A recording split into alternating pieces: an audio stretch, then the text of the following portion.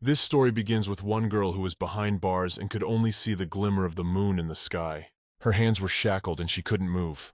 The girl had just incredible blue eyes, like a wave of sea breeze, and blonde hair. On one such night, some man came to the girl's house. He was very well and richly dressed. He looked down at the plate of food that had been brought to her earlier. It was still full. Then he was surprised and asked, "Is she not going to eat, or is she going to starve to death?" The girl, on the one hand, seemed very weak, but as soon as he said those words, she immediately became angry and asked, "Is he so anxious to see her die?" The girl knew his name, and this guy's name was Erez Roselle. She asked, "Is he here to mock, or hope she would bow her head and beg for mercy?" The girl said she never forgot him, not even in her dreams. All those 13 years she had lived with the thought of killing the one who had branded her family traitors and destroyed her kind. She asked, "Is he really so naive to think she will eat the food he brings?" Erez held up the lantern and said that it had indeed been a long time since then. He turned to the girl. Her name was Iona, and said that he had given her so many chances, but she still hadn't taken any of them. The girl got even more angry, and he told her to calm down, or he would personally take her away and chop her head off. Erez asked, "Is she really scared?" And then he added that she could surrender right now and he would keep her alive if she obeyed him. At that moment, the girl heard his words and laughed loudly throughout the dungeon. Her laughter was unstoppable. She looked at the man then and wondered how she could be afraid. Is he trying to seem better than he is? Or has he been afraid all this time that she would get revenge? Iona said she only regretted not killing him back then. The guy didn't say anything to that. He just stood there for a while looking at her, and then started to walk away. Before he left, the girl said she had a question and asked where her bodyguards were. "His name is Diabel." Erez immediately stopped and, looking in her direction, asked, "Does she mean that brunette?" The girl was starting to get annoyed with the situation, but she replied through gritted teeth that yes, he was the one she meant.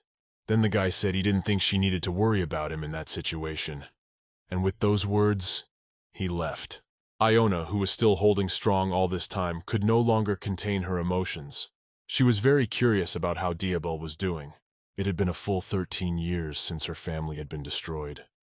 Throughout that time, which seemed to have no end, only two things gave her the strength to continue this war, and only because of them could she hold on. The first is the enemy that destroyed the Rihoff family, and we were the Roselle family. Every time Ina felt exhausted by revenge, it was anger that kept her moving forward. And the second was Diabel, her personal bodyguard, a guy with violet eyes and hair as black as a crow's wing. He had been important in protecting the girl all those long and painful 13 years, and on the night the family was murdered, he was the only one who helped her escape. And even when they were brought to another place, and the new family turned the girl over to their enemies, Diabel fought valiantly against dozens of soldiers to protect her. Aina had no hope. She had always been sure since then that he would have died that way. So the girl said she was giving up, and asked that they not touch her knight. And that's how she ended up in the dungeon.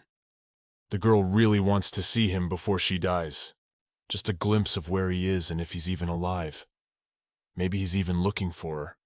Ina really wished Diabel was okay and alive and unharmed. After a while, the girl heard someone coming down the stairs to her dungeon and thought, "Is it really time?"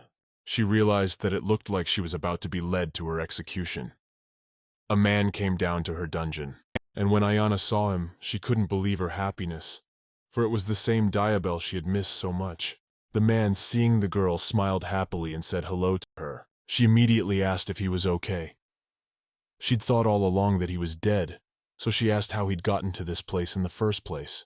Diabel said that he was Lady Iana's knight after all, so he should always be by her side. The girl was very happy to see him, but then the realization came to her that something was wrong. There were no bruises or scratches on him, not even a single dent in his clothes. If he had fought against Roselle's family, then he should have been completely beaten up. Iana took her hands off the bars and turned to the boy and asked, motioning for him to open the door. The guy smiled as if nothing had happened and asked, "Is she really planning to run away?" The girl was starting to get angry. She clenched her hands into fists and said it was obvious, and asked if he wasn't here to free her and save her. However, the guy replied that he had come to her to make a deal. Iana, hearing this, was very surprised. She didn't understand what kind of deal he was talking about or why he was acting so strangely. Diabel asked the girl if she remembered this play that she had seen some time ago. It was the story of two lovers whose love began in an enemy dungeon, and asked if she remembered when the protagonist made the first step. The girl didn't understand why he suddenly remembered it now. Diabel went on and said that the hero thought his lover was dead, so he killed himself. And the guy asked what if he had done something differently. He grinned evilly and asked how the story would have ended then. What if the protagonist had made a different choice, and the young lady who survived alone would have acted differently? He asked if she would have gotten her revenge then. The girl was shocked when she heard all this. Diabel bowed and said that he was very curious if Lady Ayana would have acted differently, how her story would have turned out then. The girl, hearing all these words and looking at his demeanor, realized that this was a very different man, not the Diabel she knew. After all, the real Diabel, the one she had spent so much time with, had never looked at her like a toy. The sun was already starting to rise outside, and the guy said that if she wished, she could start all over again. Ayana was very surprised to hear this. She didn't understand why he was saying that. The guy stepped closer to her, took his hand on the bars and said, "That's right, it's going to be all over again." He held out his hand to her and told her that if she made a contract with him, he would give her a chance to live her life differently, exactly as she wishes, and will do as she wishes and sees fit. Ayana thought about what he had told her about that chance, to meet Diabel before he died, and moreover, to start a new life. The girl thought that this was definitely a favor that had been bestowed upon her by heaven, but there was only one question on her mind. So she turned to Diabel and asked if she understood correctly that he was now on the side of the Roselle family. The boy did not answer anything. Then she asked the question, "Why did he come? Why did he come to talk to me?" Diabel smiled and calmly replied, "Not really." Ayana was very annoyed by his self-confidence and insolence. She slammed her fist on the bars and told him to stop talking nonsense. And if he's loyal to her, then let him open the damn door right now and let her out. The sun was rising higher and higher by the minute and was already shining into her cell. Diabel had said then that dawn was near. Looking out the small window, he said that they had no time at all for these silly arguments, for the soldiers would be arriving soon, and then there's nothing he can do to help her. If they don't make it in time, Lady Ayana will be executed in the square. And when she dies, there's nothing she can do. Dianel looked at her carefully and, smiling, asked if she would accept such an end or make a contract with him. In fact, the guy was telling her to choose to die or live for revenge anyway. Ayana didn't think for long. After all, they didn't have any time at all. She grabbed his hand and shook it, telling him she agreed. After that, with tears in her eyes, but with a confident look, she said that even if he betrayed her, and if it would help her destroy the Roselle clan, if it means she can start over, she doesn't care at all about the terms. She'll give it everything she's got. Dianel said he understood, and after that he sat down on his knee and kissed the girl's hand. Then the two of them began to be enveloped in purple fire, and what was restraining the girl immediately broke apart. Dianel, holding her hand, said that next time he hoped she would get the ending she desired. At that moment the girl began to fall, as it seemed to her, into the abyss. There was nothing in front of her eyes, only a white screen. After a while she began to open her eyes. When she woke up, she saw the gorgeous ceiling that was so familiar to her. Ayana immediately jumped out of bed, not realizing what was happening, for she was in a dungeon. The girl screamed, shouting Diabel's name and asking where he was. She remembered that this fellow had come down to her as soon as Eris had left. She realized that Diabel was definitely in cahoots with Roselle's kind.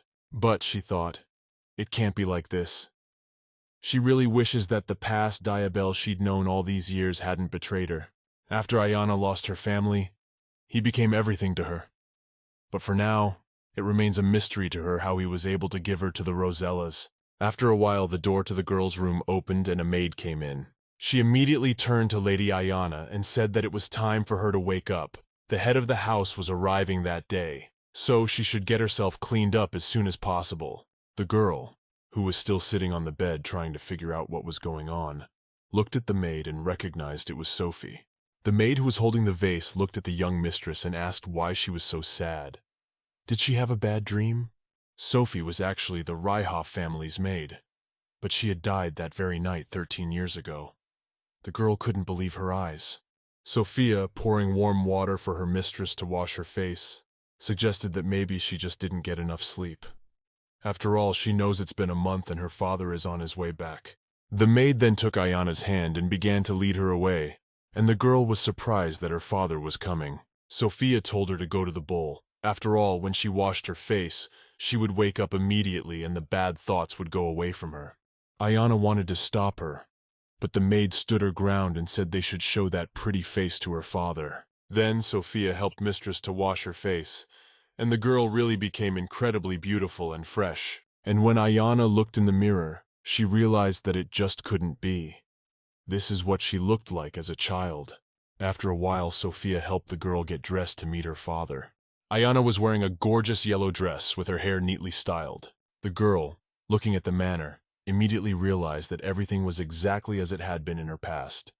Then she wondered if she was still asleep, and it was all just a dream her imagination was making. The girl went downstairs and looking to the side, she saw her precious brothers and sister. Lloyd Blair and her darling sister Cicely were there. They were all still alive and experiencing happiness. She just couldn't believe it. Well then suddenly Lloyd, seeing Ayana, immediately called out to her and asked her why she was standing alone. Let her come to them. The girl certainly didn't expect to hear that. She was confused for a while, but then she started to approach them. Cicely ran up to her at once. She took her face and asked her if she was all right, if she had any pain anywhere. The two girls were so similar to each other, and yet they were so different. The brothers who were standing nearby were surprised, for Ayana even cried with happiness, and they asked in one voice if she was all right. The girl was very happy being around them, and thought that even if it was all a dream or just an illusion to her, it didn't matter at all. All of them are alive and happy now and are by her side. She can hold them and see that is the most important thing.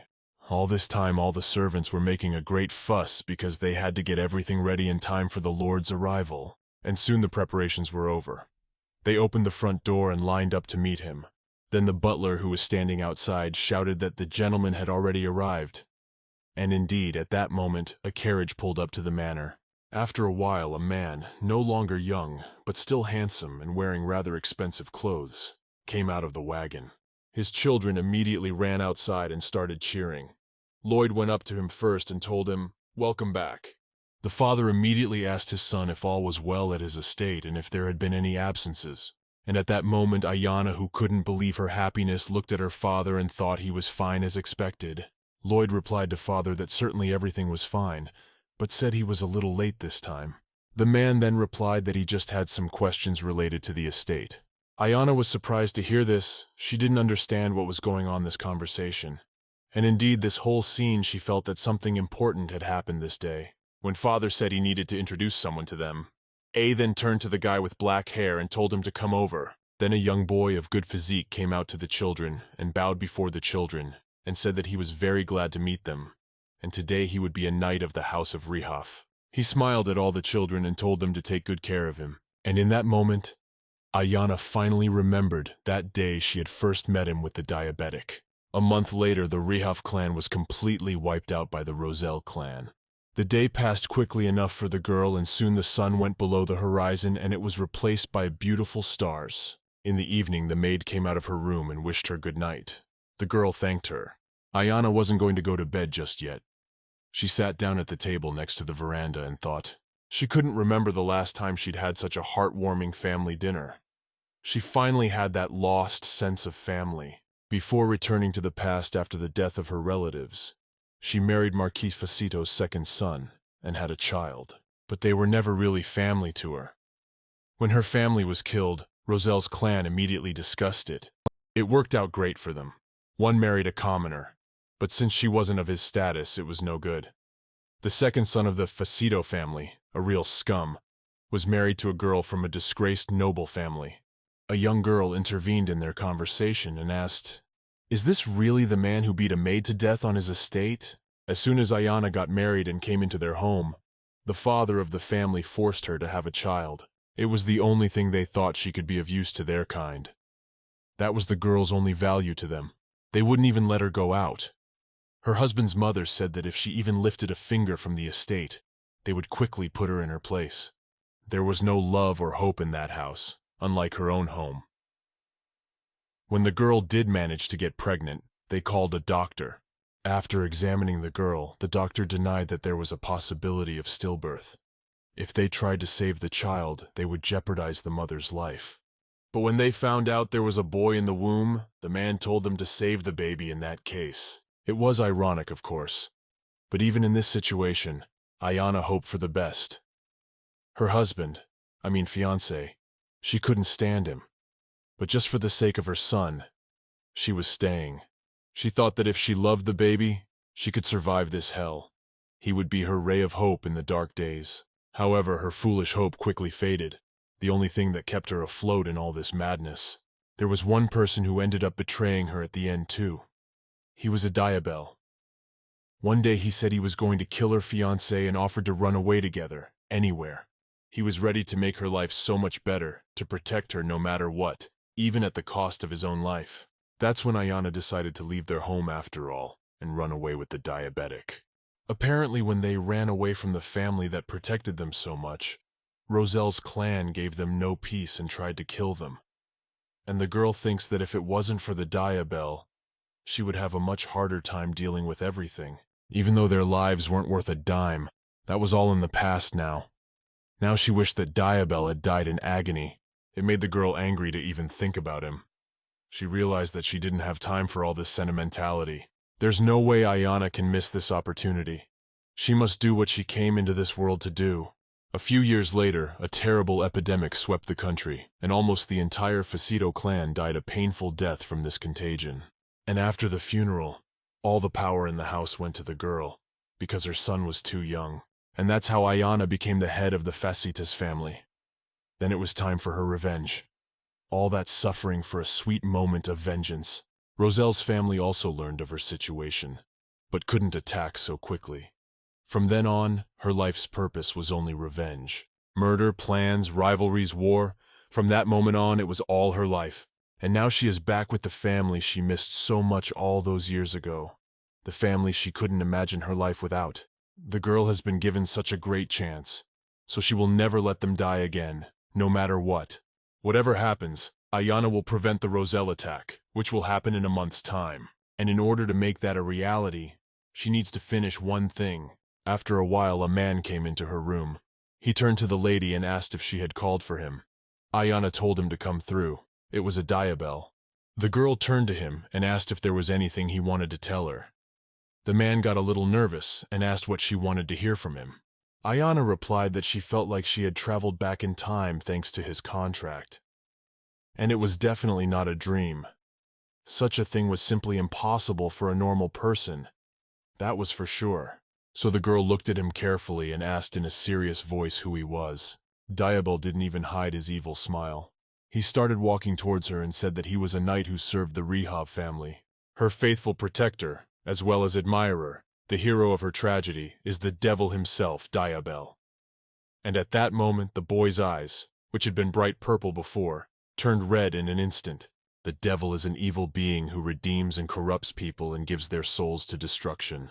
It was surprising to the girl that Diabel said he was the devil. She thought it was some kind of nonsense. Ayana wondered if this was a dream or another of his cruel jokes. But really, if Diabel really is a demon, that girl can only accept it, regardless of the absurdity of the whole situation or his evil intentions. Then she thought that Diabel, whether he was a devil or a bridegroom to her, it did not matter at all. She was only interested in one question now, and Ayana asked why he was only now telling her about who he really was. Diabel, who had been by her side for all 13 years, had just taken to hiding such an important thing from her. The man smiled at that moment, and after that he mockingly asked if she had asked him that before. The girl was annoyed by that carefree voice. The Diabel she had known all these years had never treated her like this, and the one standing in front of her now seemed completely unfamiliar to her. Then she asked why he'd only helped when she was on the verge of death. He could have intervened much earlier. Diabel laughed then, and said he was just having fun. Ayana was shocked to hear this. She didn't even know what to say, but the man went on, and said that her life had been very exciting, and giving her freedom was really worth it. Diabel came even closer to the girl and explained that they devils are very fond of stories. But when her life is so long, it gets boring to watch something ordinary. So they opened the theater of human destinies. He leaned even closer to her and whispered in her ear. Having said that they want to enjoy the performance in the front rows, follow the fascinating plots of the humans. That scene where she became Fazidum's landlady was truly exciting for him. Then he had already decided that an act of retaliation was about to take place. But unfortunately it didn't. He moved away from the girl and mockingly asked if she could try harder next time. Ayana got even more angry. She said he was the only one who had been there for her through all these years. She thought he loved her. Diabel was silent for a while. Then he became more serious and said that of course he loved her. Then the girl couldn't take it anymore. She started yelling at him, telling him not to make her laugh. If he really loved her, why did he make her suffer so much? The man put his hand on his chest and said he was being completely serious. The audience empathizes with the protagonist the most. He laughed afterward and said that she, on the other hand, could be most cruel to him. That was the nature of the audience. Ayana had tears coming to her eyes, and the devil kept talking about how a story without hardship is less interesting to those who observe it. She wondered if he would not say such a thing, for she could not take such horrible words when she saw before her the face of the diabetic she had known all these years. The man said he could have left her as she was, but he thought that ending her story that way would have been just awful, so he decided to give her another chance. Ayana thought about it and said that it turns out that his presence around her was only justified by his curiosity about her history. Diabel said she was bright, but it really was like that. Then the girl got up from her couch and slapped him on the cheek with all her might. But he didn't care about that. He just smiled and asked the girl if she wanted to hit him again. Ayana started beating him as hard as she could, but he didn't care. She shouted curses and told him how much she hated him. The girl thought about the fact that she loved him so much and believed in the best, and he had treated her like this. Diabel didn't care about her punches. But then suddenly he grabbed her arm and told her she was hurt. She could hit all she wanted if it would help her blow off steam. But he thinks it would have been better if she had beaten him with something heavier, rather than her gentle hand. Then Ayana smiled wickedly and asked, why wasn't it funny? All her suffering when she married against her will, when she risked her life in childbirth, when she sobbed all night after her family died. It was all a game to him. He enjoyed her tears. The girl screamed, she the whole room, and said she had had enough. She wasn't going to take it anymore. Diabel then quoted her words when she asked about why he hadn't helped her before, and asked if she really didn't understand why he hadn't. But without waiting for an answer, the man said it was all because he believed his lady could manage on her own without his input at all. Well, and certainly watching the extra scenes too, he was very amused and interested. The girl lowered her hand because she didn't have the strength anymore and said in a quiet voice that she loved him. Then the devil asked what about now. The girl had tears again, but the hatred in her eyes remained, and she said that she wanted to kill him now. Diabel laughed and said no, she couldn't do that, for he intended to watch this story to the very end. He began to wipe her tears with his hands and added that he intended to always be at Lady Ayana's side, and would definitely come to her rescue no matter what. She could certainly trust him now. Ayana looked suspiciously into his eyes and wondered if he was now trying to trick her again. And afterward she pushed his hand away and told him to get out of her sight immediately. The man deflected to her, and afterward added that he was on his way out. However, let her remember that he would always be there for her. And before closing the doors, he added that he wasn't going anywhere anyway. When Ayana was alone, she immediately made her way to the bed and lay in it, thinking about how devastated she was. The girl felt as if all that was left of her was just a piece of soulless flesh. At that moment, more than ever, she wanted to just go to sleep and never wake up again, not to relive it all over again. Well then, the girl sat down on the bed and thought that she didn't have time for this at all. In a month's time, Roselle's clan would attack them. That's right, there's only a month left. Therefore the girl should figure out how to prevent this from happening. She needs to come up with a plan and execute it, no matter what it costs her. The day the tragedy happened was not remarkable at all. Not some reception or someone's birthday. A lovely lunch on such a beautiful day. First my father started choking on his own blood. Almost immediately the sister began to cough. Armed soldiers ran into the dining room, and then the worst happened. In the end, even young Blair and everyone who supported her father, such as Lloyd, was dying in front of the girl. Her family bathed in blood and screamed in pain while one of her brothers was still alive. He was screaming at her to run away as fast as she could, for she must survive. The girl was so terrified she didn't know what to do, but she still managed to escape. And now, as she lay on her bed at night, she wondered what she could do to stop it. If she tells her father about Rosie's plan, the girl doesn't know how he'll react to it. And if she adds that she came back from the future, he won't believe it at all, or maybe even think she had just lost her mind. Ayana sat down on the bed and thought that things would have been different if she had been the head of their family then. She would have declared a territorial war, or stepped up her guard, but now she's just a helpless noblewoman like she was then. Thinking about it, she became very sad, but she quickly interrupted these thoughts, got out of bed, and thought that she cannot sit idly, because tears cannot help grief. The girl decided that first she needed to remember everything down to the smallest detail, starting from that very day. She walked over to the small table, thinking about the fact that the first papers were lying there somewhere. The girl wanted to write down everything she knew, to make it easier for her, but suddenly, as she walked past the mirror, she saw something on her chest. Pulling back the small edge of her nightgown, she saw some strange pattern. Ayana didn't understand what it was or where it came from.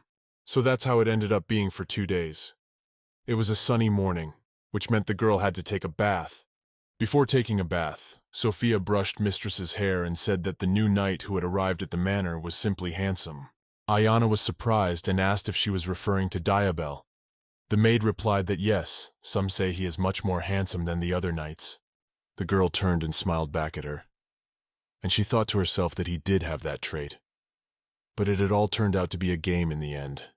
She hadn't seen Diabel after that night. He just didn't seem to want to be around her. But Ayana didn't care. Whether she saw him or not, he still annoyed her terribly. And Sophia kept talking and said that all the maids were just crazy about him. Some of them even did their makeup going out to work. Then the girl sighed and said that all people might not be what they seemed at first glance. She shouldn't trust everyone so easily and blindly, for one could be wrong. One day, Ayana thought that in that case her heart would be broken. The maid was a little shocked at what she heard, but said okay, she would be more careful. They did the rest of the work in silence, and then Sophia said it was done. Ayana got up, and thanking the maid, said that she wanted to bathe alone. The maid was very surprised, but the girl said that from that day on, she would bathe alone. After that, the girl went into the bathroom and closed the curtain. And then, as she took off her robe, she looked at the unknown tattoo and thought she had to figure out what it was first, and it seems she's going to have to face her diabetic after all. She sat down in the hot bath and thought she had no other options. Apparently, they would have a fruitful dialogue. Before long, Ayana immediately met with the diabetic and told him about the mark she had noticed recently. The man, hearing this, was very surprised and asked, "What mark are you talking about?" The girl said she was referring to the one that appeared on her chest. If he didn't know what it was, he might want to take a look. The guy hadn't expected such openness, but said, thankful that they were interested in her body. They had an awkward silence afterward, but Diabel broke it by saying that every devil had his own mark. When a person contracts with them, the devil's personal mark appears on their body. Ayana, hearing this, was surprised. She said it was a problem and he should clean it up immediately. However, the man said that unfortunately he could not do that. This is a confirmation of their contract. Then the girl asked him to at least move the mark to a more inconspicuous place, but Diabel said that was also impossible. If she wanted to get rid of it so badly, she could try to cut it out or cauterize it. Ayana was not happy with this option, because scars, burns, or any markings for an aristocrat are all unacceptable. So she said she couldn't get married in that case. Diabel smiled and afterward began to turn the topic of conversation by asking, did she really only call him to ask about the mark? She turned away from the man and asked what he said he could help her with, didn't he? Diabel replied that that was exactly what it was. Ayana said that if he was really a demon, he must have superpowers, such as magic. And at this moment, the girl herself thought that she had not forgiven the diabetic at all, but no one forbade her to use it. If he really was able to bring her back to the past, she would be able to protect her family and get revenge without relying on her father. Ayana had learned something from her 13 years of suffering. There might not be gods, but there were certainly devils in this world, and in any case, The devil was more useful than a god she had experienced. Then the girl turned to him and asked, "In that case, is it possible to create an army?" Diabel became serious and replied that it was possible. Ayana said that was fine. Then she needs an army that is impressive, an army to defeat, an army that can wipe out the Rosalas. However, Diabel said he was sorry, but he couldn't do it. The girl was surprised and asked why he couldn't. He said he had already told her that there was a price for everything, and if she had something to pay about, he would grant the wish. Diabel smiled and asked if she remembered her words from the moment they made the contract. She said she would give him everything. Ayana turned to him and asked, "Does this mean she can no longer make deals with him?" The man said it was exactly like that. But then she got angry and said that he was really useless. If he couldn't do anything as a demon, then there was no point in keeping him. So Ayana told him to leave the manor right now. However, Diabel said that no, he would not do that. But she then replied to make him disappear before she told her father about him being a demon. Ayana is already trying to keep him bloody alive, but all he did was smile once more and ask, "Does she really think she can tell him that?" Ayana asked, "So what makes him think she can't do it?" The demon replied that stories involving the contract and devils could not be heard by others. It was now a matter for only two, the devil and the man. He also added that one should be good at keeping secrets. The girl at this moment thought that she was just stuck in this world with a useless devil who couldn't even use her power. Well, then the guy said that as a devil, Diabel wouldn't be of any help to her. But as a man, he's always at her service. He'd do whatever he could, but only as a mortal. Ayana didn't say anything for a while, pondering his words. After that, she said that she thought he wanted to be her personal knight again. But then she asked for him to be out of her sight. She really doesn't want to see him again. Diabel looked at her and asked how many people in her location knights disobeyed because she was still so small, and asked if she didn't remember how skillful he was with a sword, or if it wasn't enough to be always by her side. In fact, the demon annoyed her because it was the truth, and she didn't really like hearing it. When she sighed and said it would have been so much easier if she had been the first son. Diabel said she may not be the oldest, but she still has something that Lloyd or Blair don't have. Memories from a past life and anger that just needs to be channeled. Ayana pondered his words, and the guy added that he wouldn't have made a contract with her if there was no chance at all, because she seemed more important to him than Lloyd or Blair, which is why he chose her in the first place. She, lady, is capable enough to do anything if she wants it badly enough. Ayana was surprised. She could not believe that he was saying that she was more valuable than the head of a noble family, that she's better than anyone else. She knows you can't believe everything he says, but still she liked it a lot. Diabel was still on one knee. Then he looked at the girl and asked if she would let him be with her. But at that moment someone knocked at her door. It was the feminine voice of Cicely, Ayana's sister. The girl asked if she was there. Ayana recognized her sister immediately and thought she had come at a very bad time. Cicely asked if she could come in when she heard Ayana's voice.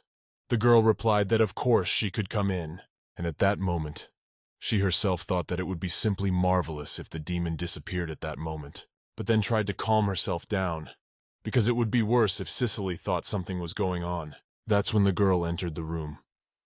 Ayana immediately turned to the Diablo and asked that he leave them alone. The boy bowed and said that he would do as she said. As the door slammed shut, Cicely looked after him and asked if he wasn't the new knight, and why she had summoned him in the first place. Ayana wasn't prepared for such a question, but quickly replied that she just wanted to talk to him about different things. The nurse looked at the girl and said that she understood that he was handsome, but let her be careful. She had a wash after all.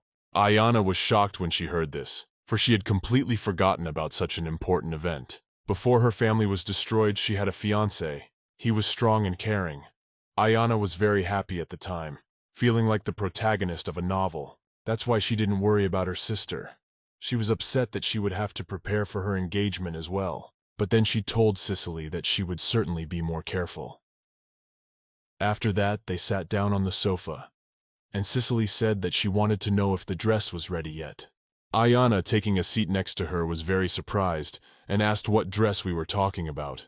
Her sister got angry and moved closer to her and told her not to say she forgot. She couldn't believe that she had forgotten about tomorrow's appointment. Ayana was a little nervous and immediately said that she didn't mean it, and thought to herself that she couldn't quite remember the reception from 13 years ago. But then Sister Cicely said it was very strange. She was so happy when she received the invitation from the Fleta, she couldn't even sleep well. Ayana, upon hearing this, was shocked. She immediately started raising her voice and asked her sister, "Is she really talking about Roselle's Fleta?" Cicely calmly replied that they were exactly what she said, and asked in surprise, "Has she already forgotten her name too?" Fleta Roselle is quite an interesting character. She was known to all the girls. She was the eldest daughter of the Roselle family. Tough character, but beautiful looks, and a charisma that attracted people. Ayana remembered that she had even admired her once and was so happy to receive this invitation that she hadn't even slept a few nights. Well, Fleta had invited her to the reception in a month for killing her family. The puzzle in the girl's head seemed to be starting to come together. Also, Ayana doesn't know how much she knows about the impending attack. But if she did it without a word of intent, that changes things. The girl put her head down and thought of all sorts of things. Then Cicely stroked her head and said that she could rest if she felt unwell. Ayana was silent for a while. Then her sister asked her what she would say to that. The girl raised her head and answered that of course she would go, for it was Lady Fleta's own reception. She looked at her sister with a joyful look and said she was looking forward to this meeting. She's really looking forward to getting to know Roselle's family. The next morning, the wagon was ready to go to the Roselle family palace for the reception. Ayana stepped into the wagon, in which Diabel was already sitting. The boy, seeing her, said it was rather unexpected. The girl asked, "Is he surprised?"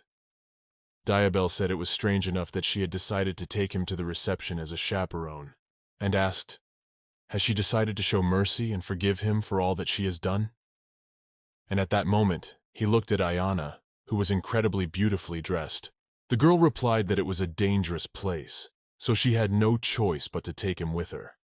No way would she miss the opportunity to infiltrate the enemy's lair. Then he got more serious and asked if she had already come up with some sort of plan for this. Ayana asked what he would do if she ordered Roselli Sr. to be beheaded. But then the man replied with a serious voice that he would do the will of the mistress.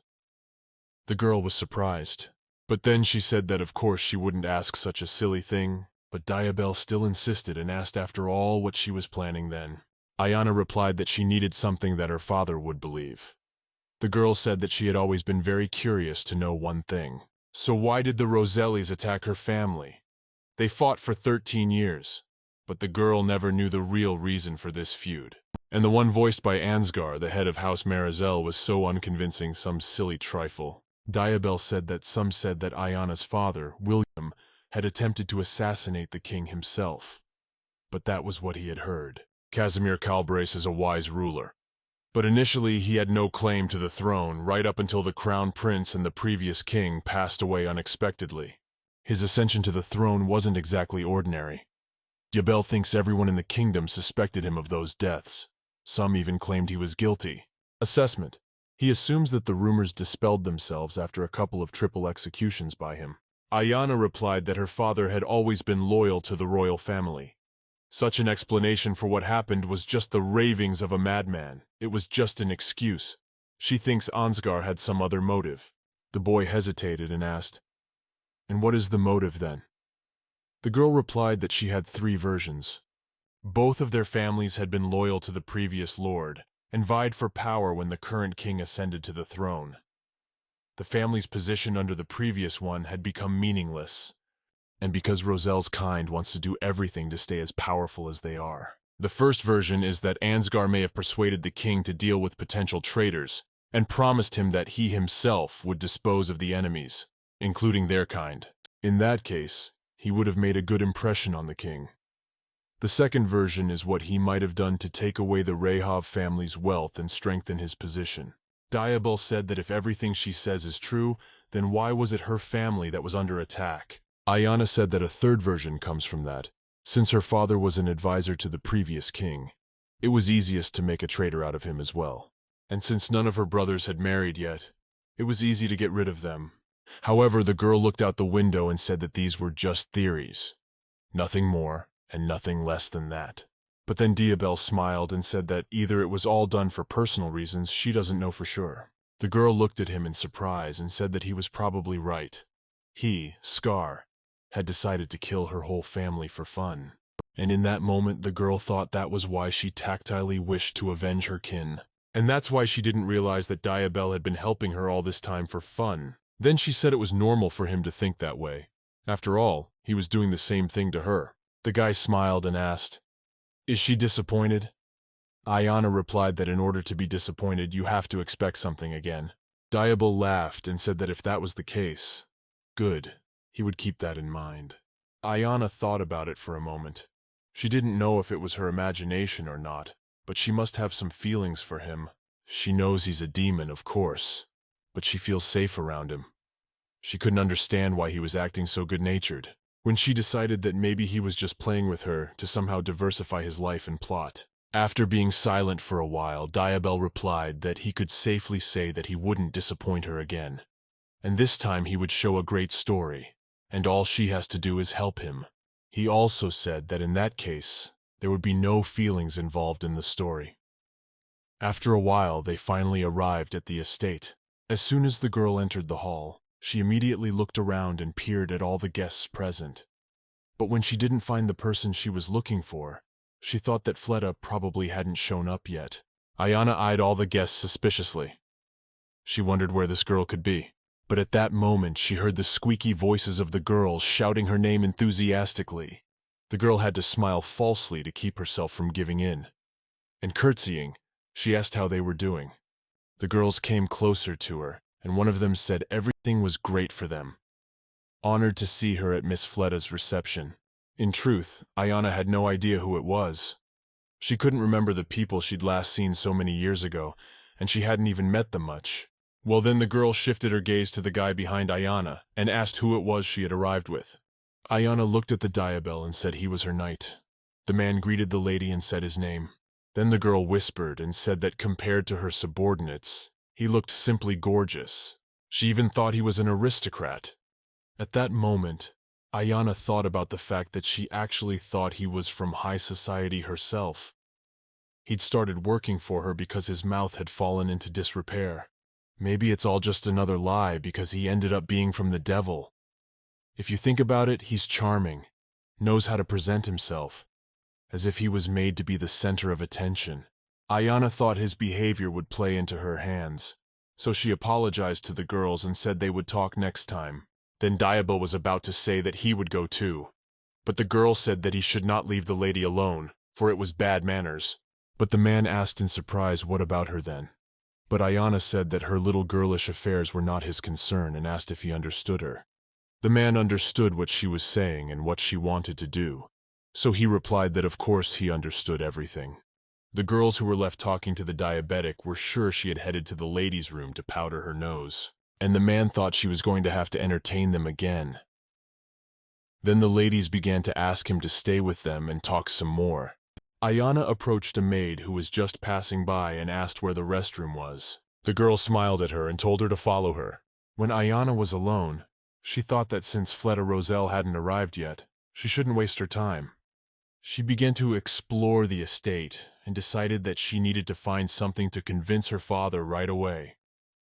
As she walked through the corridors, she saw that everywhere on the walls hung various portraits of the Roselle family. And then she reached the portrait of Ansgar Roselle. The girl thought that when the time came, she would hang his head in front of this picture, and then this corridor would play with new colors. Ayana wondered how much time had passed since she'd left. Probably about 15 minutes or so. This estate seems much larger to her than she remembers it, but she didn't much care for that in her past life. Then she thought maybe she should have taken the diabetic with her. He'd stand out so much from the crowd, people would probably start looking for his mistress. But if the two of them were spotted together, they would have no excuse. At that moment, however, the girl heard a voice behind her ask who she was. Ayana certainly didn't expect this, and thought her business was bad. The man started to walk closer to her and said that guests were not allowed in that area of the estate. The girl thought she just had no choice, so she turned around and apologized, saying that she just wanted to go out for some fresh air, but apparently got lost. But when she looked at the man who approached her, she was surprised and even horrified, because right in front of her stood Erez Roselle, who with his own hands wanted to hang her. Erez Roselle is the second son of the Roselle family, the man who wanted to execute her. They met for the first time 10 years ago before his return to the barracks in their territory. And this all happened when Ayana first set foot on the path of revenge. The girl was in a military camp at the time, and when she saw him, she said it was their first meeting and asked why he had decided to visit them all of a sudden. The girl played chess with herself because it helped her strategize and develop her brain. And rearranging the figure, Ayana said that it seemed Erez had a good reason for it, she was told. That of his immature older brother. There was an engagement to the only heir to the throne of their country, Princess Ophelia. And the girl asked if it was true. The girl also added that something tells her that this is just another affair of their kind and nothing more. Ayana turned to the man and said that his brother had reacted quickly to the king's death. He has excellent political skills, and it is immediately clear that one is dealing with the head of the house. Then she asked what his true purpose for the visit was. Eris said in a calm voice for her to give up. Diabel, who was standing behind the girl, immediately became angry upon hearing those words. The guy continued talking and told them to stop resisting, swear allegiance to him. Then he would grant them favor and raise her status. Ayana was angry. She stood up abruptly from her chair and said that if that was all, then let him go. And at their next meeting, she would personally slit his throat. And now, as she stood right in front of her enemy, already reborn, he is one of the ones she wants to kill more than ever. Ayana never thought they'd meet like this. She had the urge to kill him right there. But at this moment, the guy, when he took a better look at her, sighed with admiration and asked if it was really Lady Ayana. The girl was shocked by this. She didn't understand how he knew her. After all, it was the first time they had ever met. But then she answered that it was her. Erez smiled admiringly and said that after all this time he was glad to see her again. The only thing that came to Ayana's mind now was that he could go back in time, just as she had. However, the girl could not believe it, because in that case he would not have behaved so friendly. At that moment, the man came closer to her, took her hand and kissed it, and afterwards said that he had heard that she had been invited to this reception. The girl replied that it was true. Erez, remembering her words, said she was lost and asked if he could escort her back to the hall, and then hesitated and asked, or if she would like to take a little walk with him. The girl hadn't expected such an offer, but it was a good chance for her to think it over. So soon they went outside. It was very warm and sunny. Everything smelled of flowers because the garden was nearby. As they passed rows dotted with flowers, Ayana noticed and said that they had so many lobelia growing. Erez explained that his sister loved those flowers. His father thought that more lush flowers would look better, but the girl stood her ground. Ayana was surprised and asked if it was serious, and she thought the lobelias were just gorgeous, and she added that Lady Fleda had very good taste. When the guy walked over to one of the bushes and plucked a few sprigs of flowers, saying he was glad she liked it. He then gave her some small flowers and added that he thought these flowers were very much to her liking. Ayana took the flower and wondered if he knew of the coming attack. Erez hasn't made his debut yet. Also, he's not the oldest in the family, so it's unlikely that they would reveal the truth to him since he's still so young. Maybe he didn't know anything about the traitors or the attack yet. But the girl thought she might be able to find out something. So Ayana said that he had surprised her recently by addressing her by name. He also said that they had seen each other recently. The guy sighed heavily, and afterwards said it was just as he thought. She didn't remember him at all. Ayana wondered. She didn't understand why he was suddenly so upset. It didn't matter what she thought of him. Their first meeting had happened when she was an adult. Then she asked where they had seen each other then. Erez lowered his head even lower and said it was at Lord Abek's birthday party last year. The girl thought about her birthday and realized that for her it was not last year but several years ago. Of course, she couldn't remember it, so she turned to the guy and apologized for it. Erez immediately said he wasn't angry at all. There were a lot of people there, so she could safely not remember him. The guy immediately started covering his face with his hands. He was too embarrassed, so he even blushed and said that it was really okay. Ayana couldn't believe her eyes. She thought it couldn't be true, but apparently it was. He likes her. The enemy that had hated them for 13 years, this young man had tried again and again to kill them. As a child, he'd been in love with her, it turns out. He caught a glimpse of the girl and smiled. Then Ayana now realized for sure that it was indeed true, and she thought that she could probably use that knowledge to her advantage. The girl decided that the more aces she had up her sleeves, the better. So she smiled affably and said he was very kind, and also added that she had heard a lot about his character and, as expected, Mr. Erez was indeed kindness itself. The guy glowed with joy and asked, "Does she really think so?" Ayan was strange to see all this, since she was used to him wanting to kill her all the time. Ayana replied that of course she had heard many times from the mouths of various people that he was kind and brave, just like Mr. Ansgar. The only thing was that she thought they would meet under different circumstances, but she was honored to see him. Erez, after a while, said that ever since Mr. Ibek's birthday reception, he had wanted to see her again. The girl had a very strange feeling. Of course, she knew that this guy would definitely become a dangerous enemy in a few years. In that future she knows, but right now the girl sees an innocent boy in love in front of her. That child who doesn't even know she wants to kill his father. So Ayana didn't know if it would be right to use Erez now. She stared at the flower for a while, then clenched it in her fist and thought, definitely not. While she hesitates, Ansgar plans the assassination of the Rayhan family, and one must not forget that it is not Erez who must be protected, but her own kin. At this point, the guy suddenly turned to her and said that if it was okay with her, he'd like to take her hunting next week. But at that moment, when the girl was about to answer, she heard a familiar voice calling out to her. Of course, it was a Diablo. He apologized, saying he didn't mean to disturb the two of them, but he turned to the lady and said he had been looking for her long enough. The girl didn't understand why on earth he came and took and interrupted Erez, who was trying to tell her something. She wants to swear at the diabetic, but she has to play the charmer in front of the guy. She got a little angry and said that she had already told you. She was talking to Erez now. Erez came closer to her and told her it was okay. They could talk whenever they wanted. The girl apologized to him then, saying that her knight was so tactless. And before he left, he turned to Diabel and asked if it was really him, her knight, and asked why he was there. Diabel replied that he had come to find the mistress. They had been gone a long time, and Miss Flatha was already in the banquet hall. Ayana thought it would be helpful to have a private word with Erez, but if Flatha had already arrived, she couldn't stay any longer.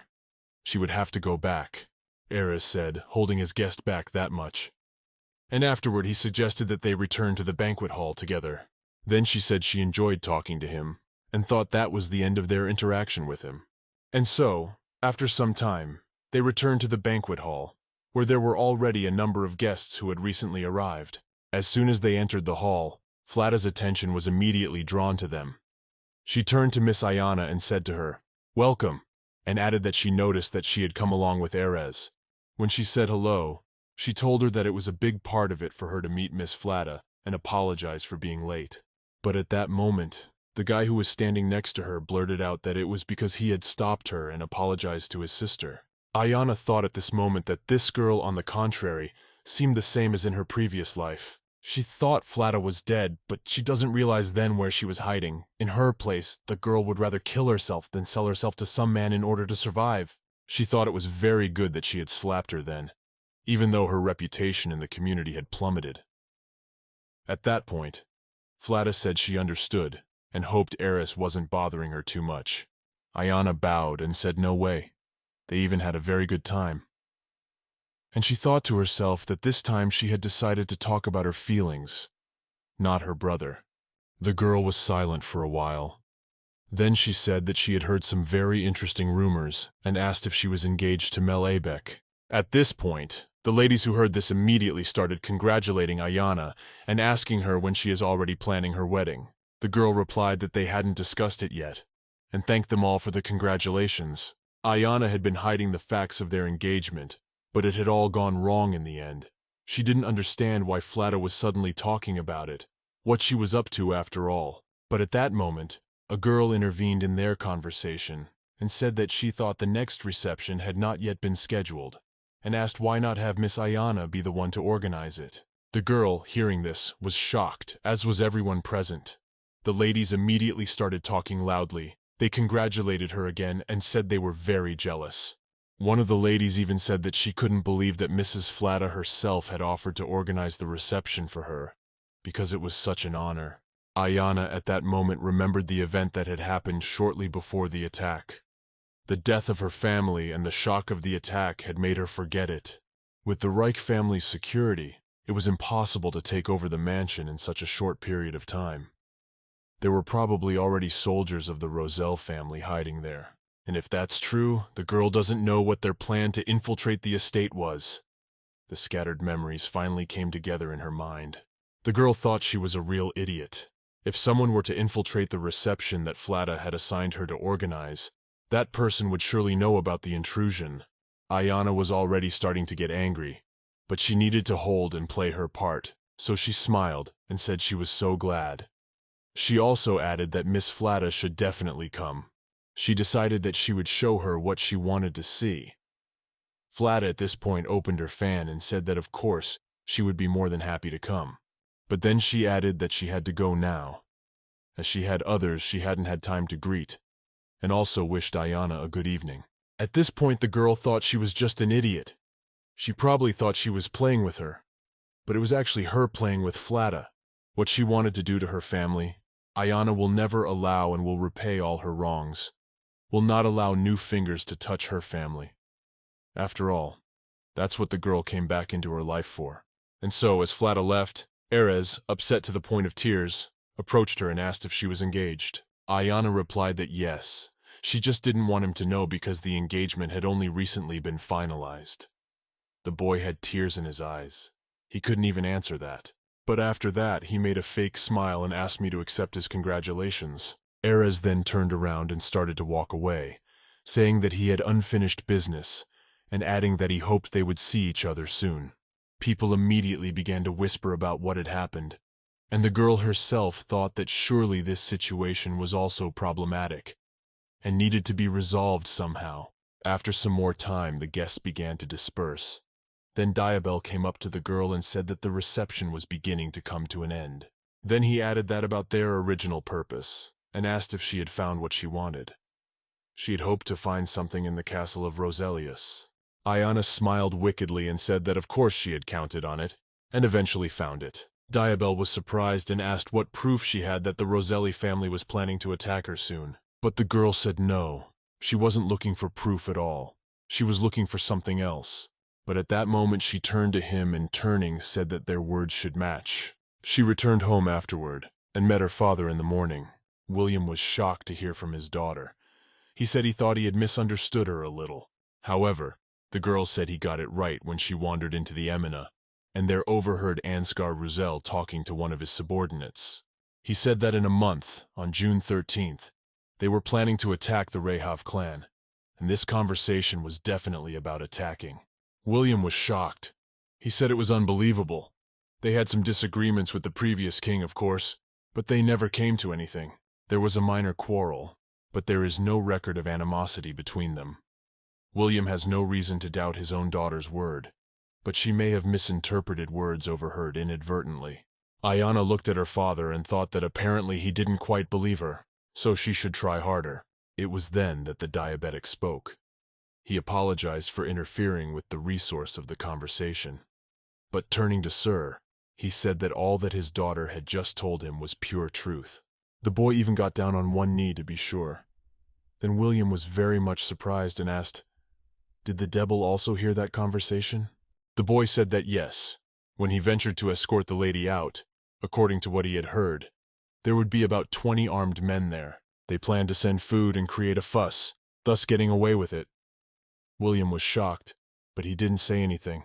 At that moment the girl thought that of course what she had heard of Ansgar's plan was a complete lie.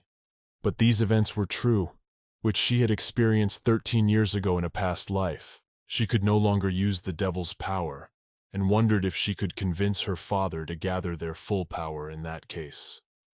Her goal at the reception was not to find proof at all, and creating more or less believable stories. If she said she knew the future, her father would take her for crazy.